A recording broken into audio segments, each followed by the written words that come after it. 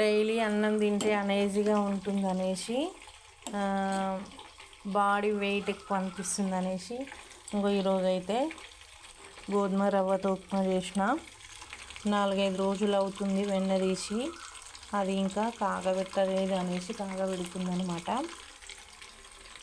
నెమలి కళ్ళదమ్మో నల్లగొండ చిన్నది, నా చూపు నడక చూడే వయ్యారమున్నది, వాలసు పొలాపురే ముత్యమంత నవ్వది, కొట్టినట్టు మాటలాడే దాని అసమత్తది, జర్ర జర్ర జర్ర జర్ర జర్ర జర్ర చూసి పోరే చిన్నదాని చీర కట్ట.